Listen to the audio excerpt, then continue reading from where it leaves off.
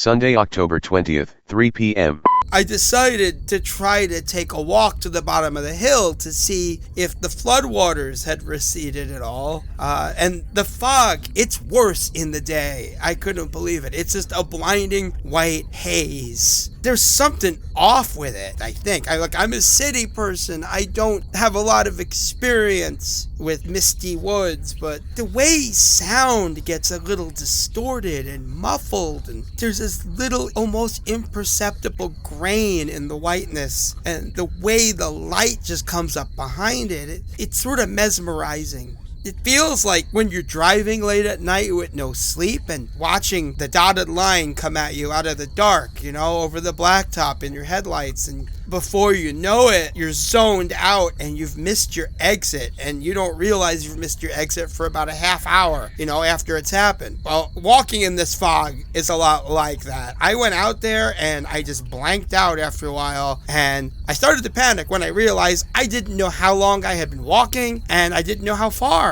I had been prodding ahead of me with a stick to make sure I didn't go into deep mud or water, and I realized I wasn't even carrying the stick anymore. What did I do with it? I don't know. Finding my way back to the house should have just been a simple matter of turning around and going up the hill. The house is on the only hill. But I went up the hill, and I kept going up the hill, and I reached the top of the hill, and I swear it felt like I should have walked past the house or circled around and gone through the house. But there was nothing there but grass and trees and shrubs coming out of this cotton wall. I couldn't even see further than the end of my arm. So just as I'm about to scream with what little air I have left in my lungs, I start to hear this mess of mixed static and overlapping radio stations, like this radio blasting a mixed static mess,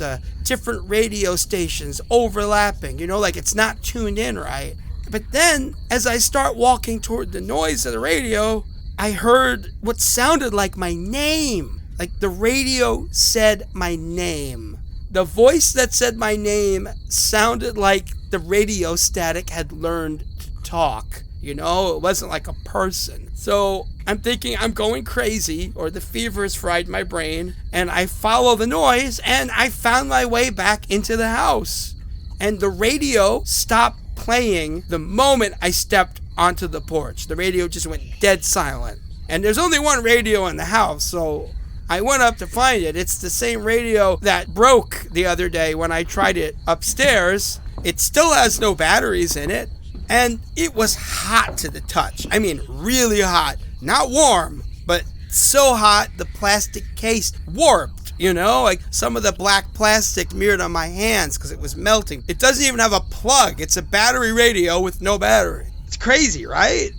Jeez. This is the part of the conversation where I assure you that I'm still clean. I'm not taking anything. No drugs, no booze. I promise. Yeah, so I panicked.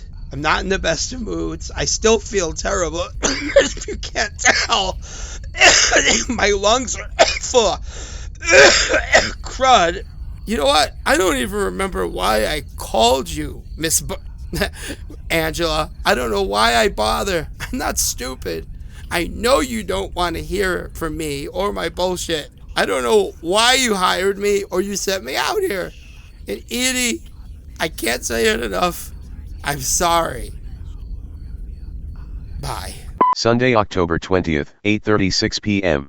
Hi, Ryan again. I know when I called earlier, I was a little loopy. I'm sure my temperature was high. I'm still not feeling well, so hope you'll forgive me. Feeling a lot more positive. I'm really inspired by something I found. It looks like somebody carved words into the inside of the attic door. They've been there forever, and I just miss them, I wasn't really looking. Every time I climb up and down the folding ladder, I go right past them. But someone tried to scratch them out, which is weird, but most of the words are legible, and it's it's like an affirmation. It's very motivational. Something about leaving the dark. I hunger for life. I walk toward the light.